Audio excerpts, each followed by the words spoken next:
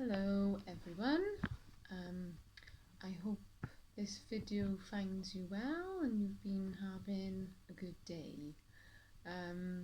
So finally did some more work on my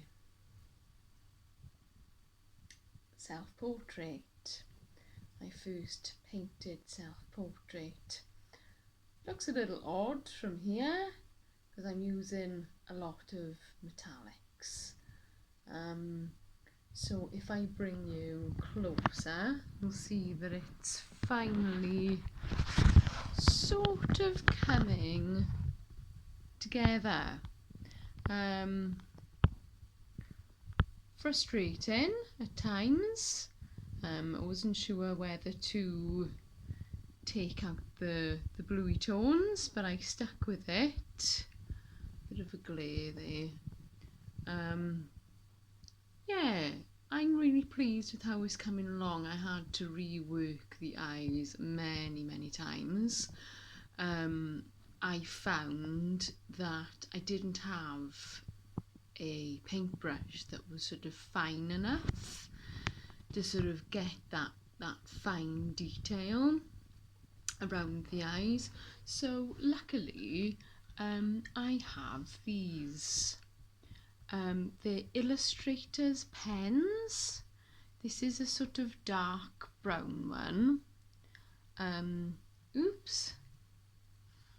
Yeah, Clean Colour is the make, and they're really good, really nice with a really fine tip. You can see there. So that was excellent to sort of get in there and do the eyes.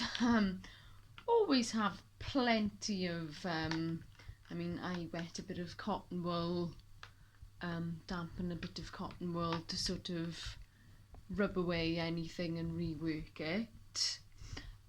So always have plenty of that, of course. And yeah, I'm finally pleased with how it's coming along, but it's a real challenge. But it's my first one, my first painted self-portrait, so of course. And the other thing that makes it challenging, of course, is that I'm looking into this mirror, this shaving mirror, and striking this pose and sort of smiling. So I'm sort of constantly doing this, and obviously I'm facing the painting again, so I had to rework the nose as well. Actually, I rubbed that out again because it was too central. I started putting in another nostril and I was like, oh, hang on, no, from this angle I can only see the one. So yeah, I'm enjoying the challenge though, you know. Feel as if I'm really working then, you know, because not everything is sort of hunky-dory and plain sailing all the time. That's life, isn't it? And the more we can work through challenges, I think the better we're equipped for life in general, or, you know, better equipped to attempt another self-portrait then in this case, isn't it? It's all a learning curve. I've put my paintings back up for now, as my son isn't here at the moment, and I don't know if you remember, he was finding them a little bit scary, slightly macabre. And I tend to like things that are a little bit creepy and spooky, I suppose. I think I always have. Don't like horror films at all. But yeah, certainly interested in darker, more creepy things. I thought I'd show you my yew tree coming along nicely there. Almost done. So I've done the ivy leaves there as well, which I thought were rather nice the way they came out, because obviously ivy leaves are really shiny, so they catch the light. So yeah, and sort of most of the foliage is done. I just maybe, I need to do some more bark sort of this behind the foliage now, I think, and maybe a little more to the face. I've done this eye like a hazely sort of colour, and then I did the third eye one purple. So I quite like that. That's taken a lot of patience as well, but as I said before, I seem to be gathering strength then and will, determination to just keep working at things, rather than like before, I'd start something, it would start getting hard, and I would just put it to the side and maybe wouldn't bother working in it ever again. So, sketchbooks filled with some finished work, obviously, sort of say half finished work and then finished work, 50-50 say. But obviously I've spoken to about a couple of artists now, a couple of my favourite artists that I've drawn inspiration from. One of them being Vladimir Trechkov, which is certainly influencing this painting and helping me with the sort of the shading and things like this. Looking back at my painting there for inspirational sort of shading then for mine. Very bright, I know, reflective with the I think what I'll do as well with the eyes, I quite like the idea of leaving the eyes gold in the background, obviously colouring the iris part, but sort of leaving the gold, much like what I did with the green lady. The eyeball bit is, I did it metallic green, so I might call this one Choosing to be Luminous, so shine your light, pass it on. It's all about awareness and enlightenment for me. Illumination, that's sort of symbolic of that, isn't it? And the metallic colours are very sort of highly vibrational, then let's say. So back to artists. Wonderful artist here. You may never have heard of this guy. I wouldn't have if I hadn't bought this with my mother second hand from a library at a young age, probably 7, let's say 7 or 8. Masquerade by Kit Williams. Now this is a very interesting book. He illustrated it as well. It was actually a treasure. He'd made a treasure. This is the treasure, adorned with all sorts of wonderful crystals and precious metals, which I love, as I mentioned before. Crystals especially, gold and silver, of course. So what he did, clearly a very, very clever guy, high IQ this one, and also high IQ for the person who found it, because he buried it, and the whole book is full of illustrations and sort of maths then, puzzles and astronomy that you have to use, you had to use to find it. And this book was, this was 79, this was done. And I think a physicist or something like that, or a physics teacher, I think I read, found it a few years later or something.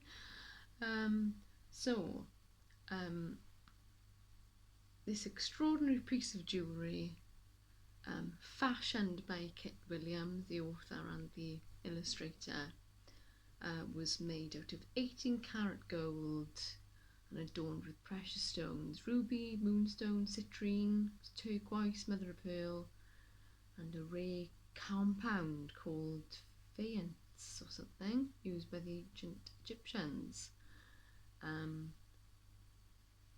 So there's riddles, puzzles, and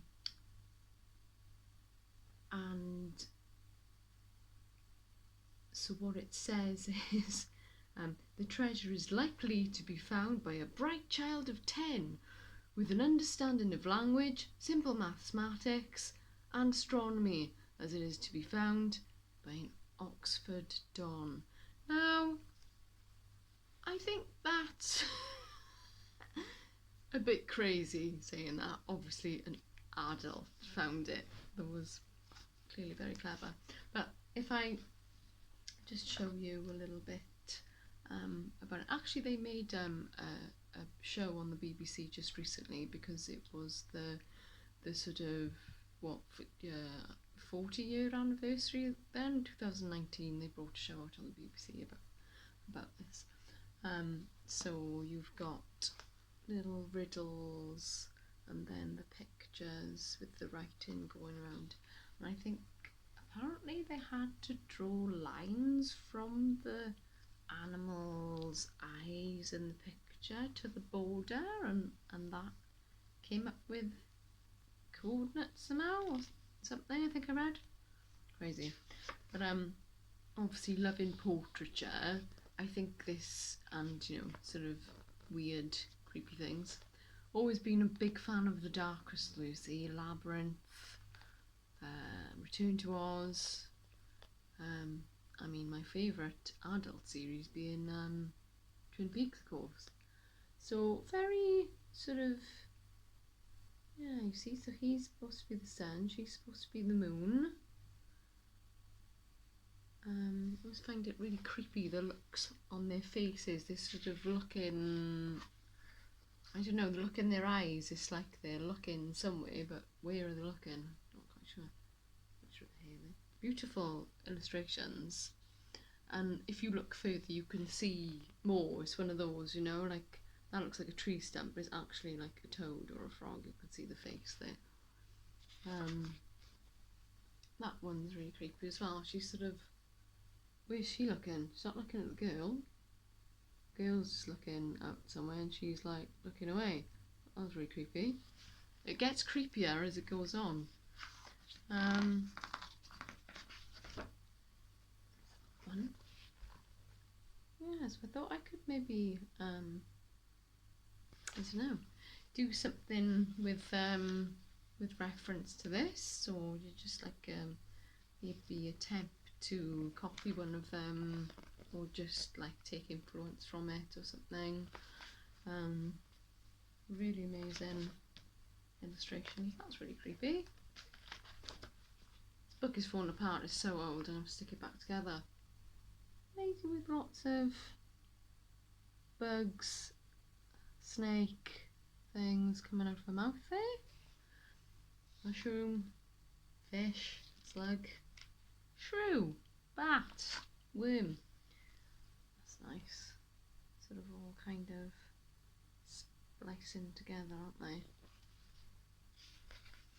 Yeah, so I mean this book is still in print, or still available. You can still get it. That's weird. Pig growing sort of grass out of his back with the little man playing a fiddle on there. That I thought was incredible. I mean, I don't think I would even attempt at the moment, in the future maybe, to paint or draw even, something like that. I mean, that's incredible, isn't it? And it really looks like, obviously he's looking into a shop window, and that's like there's a jelly, you can see the stuff of the jelly looks so realistic, and that's obviously the man in the shop that's kind of reflected in there. I mean, that is amazing, isn't it? Creepy little man at the beach with a fire there. I do like that. I could do with using that imagery actually of the teapot and the fire to help me with an illustration for my book, which involves both Merlin and a dragon having tea at a little campfire, so that could be helpful to obviously draw inspiration from and get some drawings from, sort of thing. Again, quite creepy puppeteer with marionettes, lots of them hung up.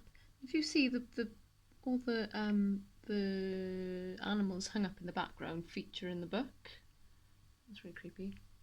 His hat is like the constellations as well. It's all like astronomy and maths and stuff and riddles, and again like a very like kind of reflective, like in the shop window there's a hare and a goldfish or a carp, then koi carp. That's incredible, and I would love to do something like a large sort of painting then in this format, sort of horizontal, maybe like a more whimsical kind of like a mermaid or something. Like I love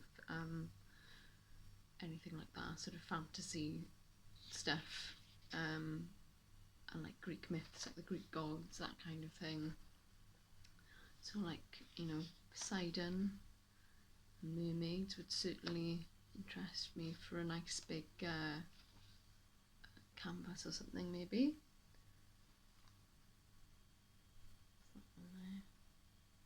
Again, quite haunting, isn't it? Reminds me of Pinocchio. I thought that was a really creepy cartoon. It was Disney, but my god, so incredibly dark in points. And that's that. But yeah, you know, sometimes you need inspiration, don't you? And I've certainly got plenty of that with the artists I've come across over the years and the books that I've picked up and things. Another thing, I've mentioned Cosm before with Alex Gray. So I've booked myself on a lovely workshop, which is a vision boarding workshop, a virtual thing. It's $15. You know, obviously online with Perry Kreuger, his name is, and we're going to be drawing, painting, collaging, and it's all about creating the future that you want, basically. You know, do it on a nice large scale. Maybe he's going to be using like a sigil, which is like a magical symbol, which I can speak to you about a bit more again. I've made sigils before, so that sort of could imbue something with a lot of power then to manifest things. I know that they've got a lot of land and buildings now for the art church and things that they run, and you know, with his amazing pieces of work. I've got the cards, actually, the oracle cards of the sacred mirrors that we made, that I would have briefly shown you some drawings from the book, Sacred Mirrors. I can show you. Yeah, so I mean, they did a vision board in order to come by this land and everything, you know, and they finally did, because they have this vision board. You know, they put some crystals out, used a sigil, you know, they would pray every day, you know, plan what actions they needed to take, and you know, anything they accomplished, they would be journaling and things. So yeah, really powerful stuff, you know. And yeah, obviously they're really encouraging people to be creative. It's a really powerful thing, whether it's art, you know, like painting and drawing things, or it's music, or there's all sorts of creative artistic outlets, isn't there? And we're all very creative. some in a more painting, drawing sense, some in a more musical sense, some in an architectural sense, building, whatever, you name it. So I hope this has been helpful and inspiring.